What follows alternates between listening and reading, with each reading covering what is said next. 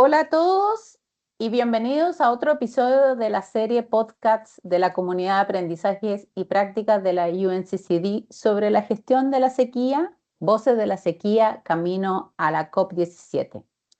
A medida que nos acercamos a la COP, que tendrá lugar en Ulan Bator en muy poco tiempo más, el 17 al 18 de agosto, esta serie crea un espacio más allá de la sala de negociaciones para escuchar directamente a los gobiernos, a los profesionales y líderes regionales que enfrentan la sequía sobre el terreno.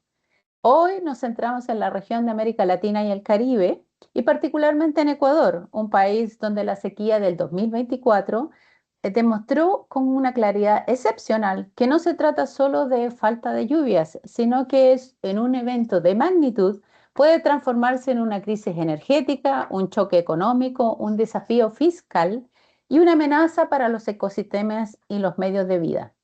Mi nombre es Laura Mesa, soy la oficial de enlace regional para América Latina y el Caribe de la Convención de Naciones Unidas de Lucha contra la Desertificación y la Sequía. Y hoy tendré el placer de guiarles por la experiencia de Ecuador y conectarla más ampliamente con la agenda regional y global de resiliencia ante la sequía. Como siempre, nos acompaña mi colega Sara Riade, quien es la voz habitual de estos podcasts, pero que hoy me ha cedido el rol por una cuestión de idioma. Saludos, Sara, y gracias por la invitación. En toda América Latina y el Caribe, los países están experimentando la sequía como un riesgo estructural e intersectorial que afecta a la agricultura, el suministro de agua, los ecosistemas energéticos, el comercio, las finanzas, el bienestar humano y cuyos impactos sociales y económicos pueden perdurar varios años. En este sentido, la experiencia de Ecuador ofrece lecciones relevantes. Es así como nos sentimos honrados de darle la bienvenida a la señora Alicia Jaramillo, viceministra de Ambiente Marino Costero del Ministerio de Ambiente y Energía del Ecuador. La señora Jaramillo Cabo es bióloga marina y especialista en gerencia ambiental estratégica, con más de 18 años de experiencia en el diseño e implementación de proyectos de conservación. En diciembre de 2025 asumió como viceministra y como parte de su gestión destaca la validación del Plan Estratégico de Respuesta ante Eventos Climáticos Extremos. Viceministra, muchas gracias por acompañarnos. Muchas gracias, Laura. Un gusto estar aquí con ustedes. Viceministra, me gustaría empezar con el panorama nacional. La sequía del año 2024 ha sido descrita como la más severa del país en 6 décadas, pero detrás de esa descripción hay realidades muy diferentes entre territorios y sectores y comunidades. Mirando hacia atrás, desde la situación actual de Ecuador, ¿cómo describiría el riesgo de sequía que enfrenta el país y qué pudo revelar el evento 2004 a los responsables de política? Claro que sí. Bueno, el 2024 fue un año muy crítico para el Ecuador porque demostró que la sequía no era solo un evento climático, sino era el detonante de una crisis energética, económica y social. Llegamos a tener racionamientos de energía de hasta 14 horas. Entonces, imagínate lo que implicaba esto para el desarrollo económico, para las familias, para los colegios, para todas las actividades que se desarrollaban en el Ecuador. Esto generó o nos hizo pensar en cómo estábamos preparados para estos eventos. No era solo eh, digamos, que hubiese o no hubiese el recurso hídrico, sino que en ausencia del recurso hídrico, toda la matriz energética que representa casi el 80% en hidroeléctricas, sencillamente dejó de funcionar. Entonces, esto nos obligó a replantearnos muchas cosas desde la política, de cómo modificar reglamentos y facilitar la creación de nuevas fuentes de energía o nuevos proyectos energéticos, así como también cómo enfrentar esta situación, porque obviamente se exacerbaron también los incendios forestales. Entonces, Ujú. las comunidades no tenían, digamos, sus espacios o sus medios de vida. Muchas gracias. Efectivamente, la sequía, como usted dice, coincidió con miles de incendios forestales, daño a la vegetación, pérdida de ganado, desplazamiento y presión sobre los hogares. ¿Cómo el gobierno pudo equilibrar esta emergencia inmediata con la necesidad de proteger estos ecosistemas y las personas vulnerables? Claro que sí. Bueno, nos hizo justamente Mm, reformular algunas cosas. Afortunadamente, desde el Ministerio de Ambiente veníamos trabajando en la estrategia de manejo integral del fuego, ujú, haciendo trabajos articulados con los gobiernos, con los GATS, con los cuerpos de bomberos, bueno, y quien lidera finalmente todo esto es la Secretaría Nacional de Riesgos, ¿no? ujú, Pero también nos obligó un poco a pensar en equipar y fortalecer a las comunidades locales, tener ujú, brigadas comunitarias, porque la prevención finalmente, digamos, es la herramienta más efectiva en el caso de los incendios. Pero obviamente estábamos en una situación donde no era solo una causa aislada el incendio, sino que era un tema de que el suelo y la hidrología estaba totalmente, pues estaba degradado. Entonces, eso hizo que empezásemos a ver cómo podíamos mejorar la conservación de estos ecosistemas en el caso de los páramos y cómo se veía también la vulnerabilidad en las zonas, por ejemplo, del Amazonas o del Austro, que son donde se encuentran las principales cuencas que alimentan las presas hidroeléctricas. ujú. Usted de alguna manera ya ha respondido la pregunta que venía y que tenía que relación con las diferencias territoriales y cómo las comunidades locales se tienen que ir preparando. ¿Dónde podría decir que están las mayores brechas de capacidades de respuesta para una sequía a nivel de los territorios en Ecuador? Bueno, justamente tenemos que tener diversas miradas de acuerdo a los Ujú, ecosistemas que estamos ujú, trabajando, ¿no? ujú, Entonces, en la sierra y los Andes, pues el foco de protección son los páramos, ujú, y no solo eso, sino también la agricultura familiar que viven de estas comunidades. En la Amazonía, la priorización es sobre las cuencas, las vertientes, como te decía, de las grandes hidroeléctricas. En la costa el desafío es distinto porque lo que tenemos es una salinización de los acuíferos y esto afecta a todo tipo de cultivos que están presentes y que son, digamos, son hitos de Ecuador, el cacao, el ujú, banano, eh, el arroz. Entonces, esa salinización también nos genera problemas en ese sentido. En Galápagos también tienes limitantes porque está todo el tema de seguridad hídrica, las ujú. plantas desaladoras, todo eso requiere pues obviamente toda una infraestructura. Pero tal vez el efecto más importante de esto que nos permite ver esto de otra manera es justamente esta fusión del Ministerio de Ambiente y Energía, porque nos obligó a ver estos ecosistemas y estos dos sectores que parecían diferentes, que estaban totalmente relacionados. Entonces, esa visión ecosistémica y esa facilitación, llamémoslo desde la política pública, de trabajar en conjunto, pues nos permitió articular y hoy día tener otra visión y mucho más amplia de lo que debería ser la política para enfrentar estos desafíos. Sí, muy relevante en un país que el 80% de la energía viene, ¿no es cierto?, de la matriz hidroeléctrica. Ahora pasamos a la sección de economía de la sequía, eh, cosa que también demostró esta sequía de 2004, puso de manifiesto que a menudo se subestiman, ¿no es cierto?, las pérdidas, o que normalmente los análisis se van solo a un sector cuando estos sistemas están muy interconectados. Y con esta gran dependencia de la matriz eléctrica en la energía de tipo hidroeléctrica, cuando bajaron los ríos y embalse y hubo racionamiento de hasta 14 horas, em, ¿cómo esto se relaciona seguridad hídrica, seguridad energética y resiliencia económica? Claro que ¿Qué nos sí. Bueno, enseñó? claro, como bien tú lo mencionaste, el Mm, 80% era hidroeléctrico. ujú, Entonces, si bien por un lado, digamos, es una energía relativamente limpia, por el otro nos obligó a ver cómo diversificarla. Eso hizo que nuestras políticas se aceleraran y que generáramos todo un marco regulatorio para incorporar nuevas fuentes renovables y no convencionales de energía. Estamos hoy día estimulando los proyectos solares, eólicos, biomasa y geotermia con muchísimo más esfuerzo, digamos, enfoque.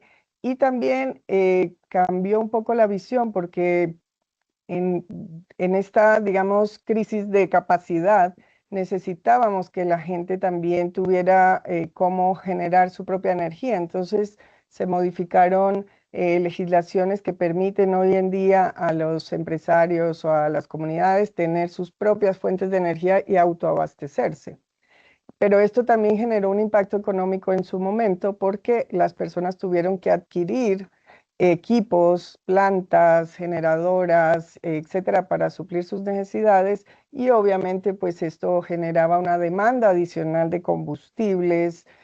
Bueno, es un círculo que afecta muchísimas cosas y que nos obliga a rever la importancia de la resiliencia climática y de conservar estos ecosistemas y tener diversificada esta matriz para no depender solo del agua. Muchas gracias. Em, También este estudio de caso que hemos desarrollado en esta publicación con la UNCCD dice, hay estimaciones, ¿no es cierto?, de casi pérdidas económicas de casi 1.900, perdón, 1.000 millones de dólares, casi un 1,4 puntos porcentuales del PIB, con efectos en varios sectores, comercio, manufactura. Y cómo esta evidencia cambia la forma que el gobierno entiende el costo de la sequía y el valor de la prevención. Bueno, definitivamente esto es un riesgo fiscal porque no estábamos preparados desde el punto de vista económico para atender esta emergencia. Esto nos obliga a cuantificar el costo de esa inacción, justamente. Y definitivamente es más rentable prevenir que reaccionar. Siempre va a ser una fracción del costo total de una reparación en daños y pérdidas. Finalmente lo que hizo el Ministerio de Economía y Finanzas fue empezar a buscar también fondos de resiliencia para conservar cuencas, inversiones en estas áreas, porque lo estábamos, digamos que, si bien a veces se considera, pero no se tiene clara la magnitud de lo que puede suceder.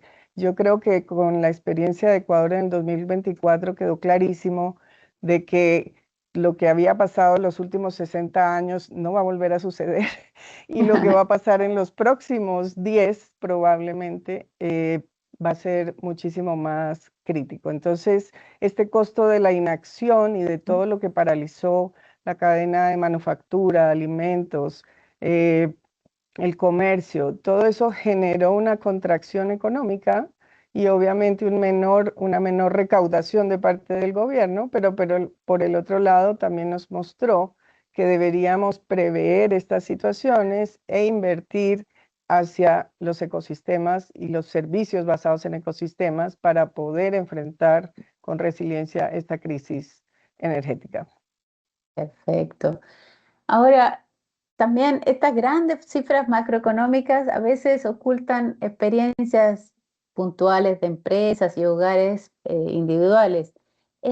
Para pequeñas empresas, agricultores, trabajadores y familias, ¿cómo las políticas de resiliencia pueden ayudar a evitar esa carga pesada que tiene del ajuste que se debe realizar sobre quienes menos pueden absorberla? Claro, como te decía, muchos pequeños agricultores, Ujú, personas, pequeñas ujú, empresas tuvieron que adquirir equipos, los ujú, agricultores perdieron sus cosechas. ¿Y qué es lo que obliga esto al mercado? A tener unas líneas de crédito más blandas, a poder ujú, reacondicionar sus créditos a otros plazos, porque básicamente ujú, perdieron todo. Entonces, ujú, esta situación generó asimismo, pues un impacto en la economía local y sobre todo en la microeconomía, ¿no? En las ujú, pequeñas familias, en las pequeñas empresas que finalmente pues también son el motor del desarrollo, ¿no?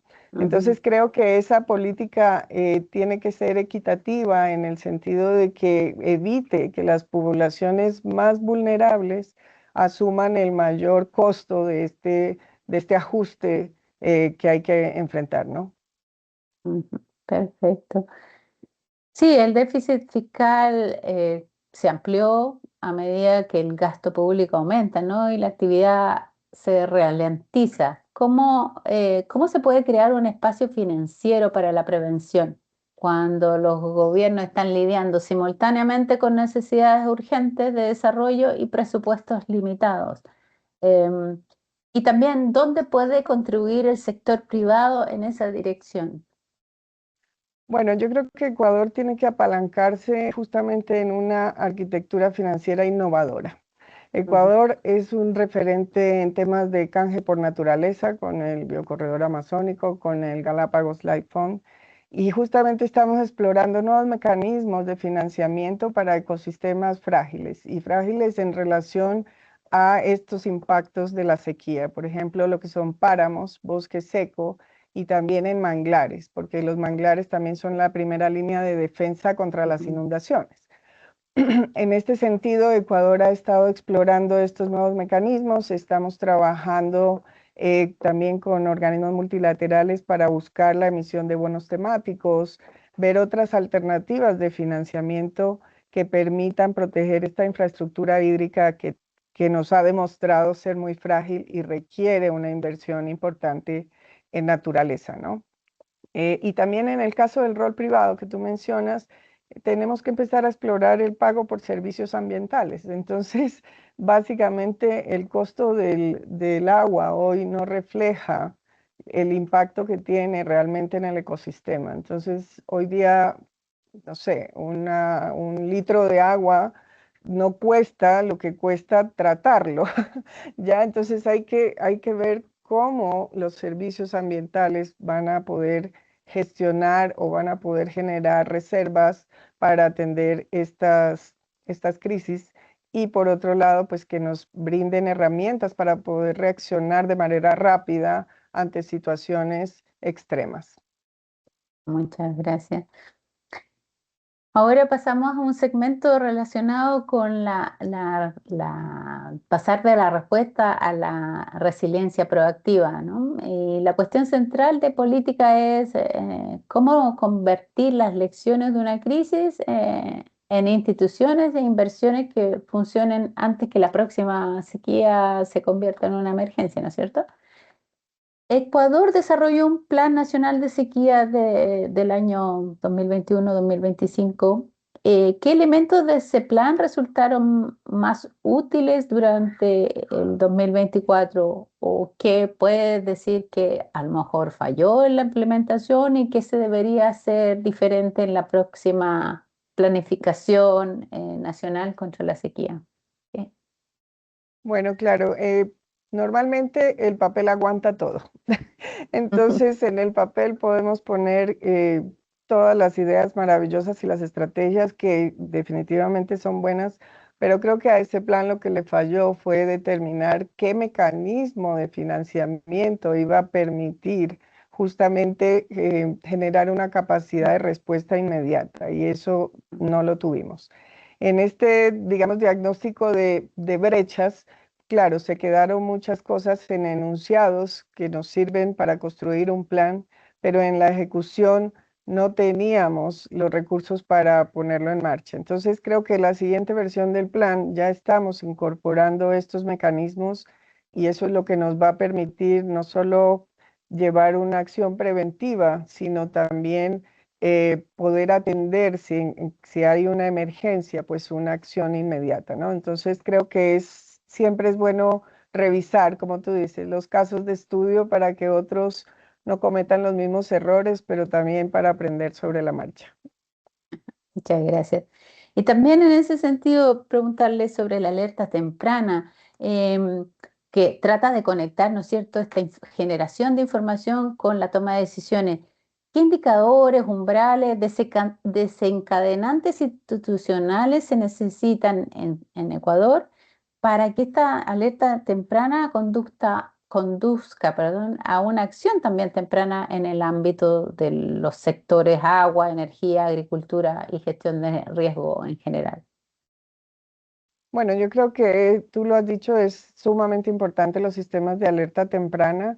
También el hecho de haber superado esta crisis o pasado por esta crisis nos hizo rever también cómo estaban funcionando nuestros sistemas y definitivamente enfocar nuestros esfuerzos en mejorarlos, porque tomar decisiones con información correcta pues nos permite prever estas situaciones.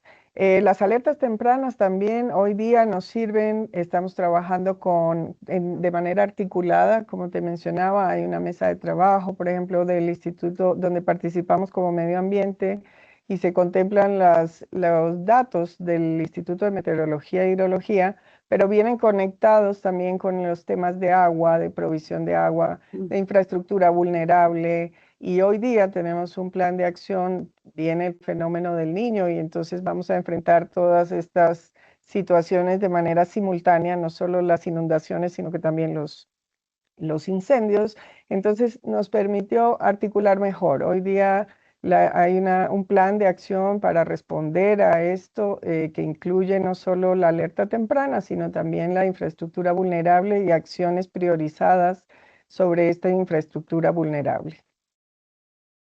Muchas gracias. ¿Y cómo puede Ecuador combinar ahora la inversión en resiliencia, combinando, ¿no es cierto?, lo que es inversión en infraestructura gris y preparación para la preparación a lo mejor de embalses, nuevos embalses, con restauración de cuenca, con suelos más saludables, con la protección de humedales y otras soluciones basadas en la naturaleza para esta prevención, ¿no es cierto?, para esta respuesta proactiva? Claro que sí. Bueno, definitivamente la infraestructura gris no sirve si los páramos están secos. Entonces, no podemos trabajar solo desde una de las áreas, sino que tenemos que combinar. Y también las soluciones de infraestructura gris no están hechas para todos los lugares. Ujú. Muchas veces nos encontramos con grandes plantas de tratamiento de agua que se sostienen en pequeñas poblaciones y que tal vez no pueden tener el mejor mantenimiento o las mejores condiciones para operar. Entonces, darle esta otra mirada a las soluciones basadas en la naturaleza, que ya la naturaleza es suficientemente sabia para mostrarnos todo lo que mantiene y sostiene, nos permite ajustar soluciones precisamente a pequeñas comunidades o a otros lugares donde la infraestructura gris no es la respuesta. Y mantenerla y conservar estos ecosistemas que nos prestan estos servicios, obviamente es mucho más rentable que pagar un mantenimiento de la infraestructura gris a largo plazo. Entonces, creo que estos efectos de la crisis también nos han llevado a generar toda una estrategia. De hecho, este año una de las prioridades del Ministerio del Ambiente es trabajar más en esta visión integrada e incorporar las soluciones basadas en la naturaleza como un mecanismo también de resiliencia climática. Perfecto. ¿Hay alguna cuenca hidrográfica o territorio en particular priorizado para restauración en ese sentido? De hecho, tenemos un proyecto que ya estuvo trabajando, me parece que era en la cuenca del río Chone, donde se estaba haciendo un pequeño piloto sobre la aplicación de estas soluciones. La idea es poderlo llevar más allá, ¿no? Y también trabajar un poco en estas cuencas, en la restauración de suelos, en la retención, o sea, que permitan una retención natural de sedimentos y que reduzcan el impacto que tiene esto en los embalses. Entonces, todo está conectado y la visión no puede dejar de estar articulada entre todos los sectores y también entre todos los servicios que presta el ecosistema. Perfecto. Entonces hay una visión para escalar esas medidas. Eh, para, para cerrar este segmento, le voy a hacer una pregunta desde una perspectiva regional. ¿Qué lecciones que ha aprendido Ecuador deberían tomar otros países de Latinoamérica y el Caribe?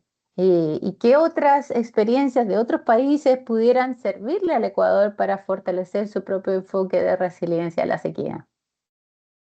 Bueno, definitivamente creo que esto no es algo que solo le pasó al Ecuador, esto es algo Ujú, que impacta a una región muchísimo más amplia. ujú, Eh, Concentrarse solamente en un tipo de recurso, en este caso de energía hidroeléctrica, obviamente te expone con mayor vulnerabilidad a tener riesgos de disponibilidad de energía y todo lo demás. Entonces, creo que hay que diversificar esta matriz. La descarbonización no puede ser enfocada a un solo tipo de tecnología. Tenemos que trabajar un poco equilibrando esta balanza para poder atender las necesidades del sector.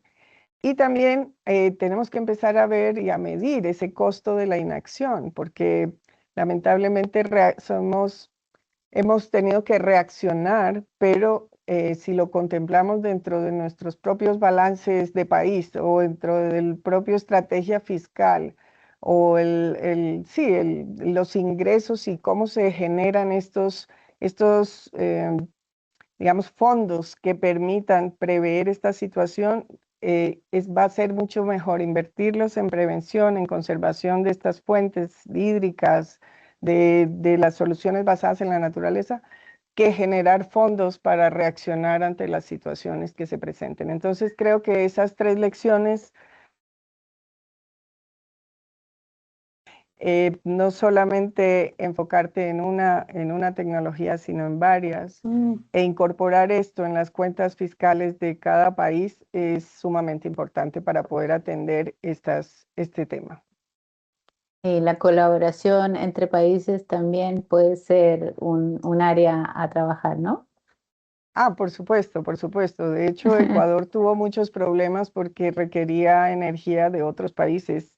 Y Ujú, también, bueno, viene no solamente la parte práctica de ya me conecto y te compro, ujú, sino que ujú, hay un costo de mercado, hay un costo ujú, político, ujú. hay todas unas situaciones que se generan a través de esto y que pueden ser, digamos, una, pueden ser un detonante también de una crisis de entre países.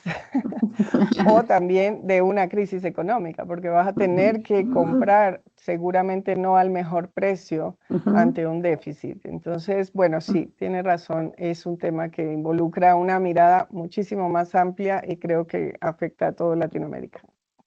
Muchas gracias. Muchas gracias, viceministra. Y al llegar al final de esta discusión, me gustaría plantearle la pregunta que le planteamos a todas las voces de esta serie. En un mensaje para el mundo, ¿qué debería ofrecer la COP17 en el tema de la sequía para ser considerada un éxito? La próxima COP.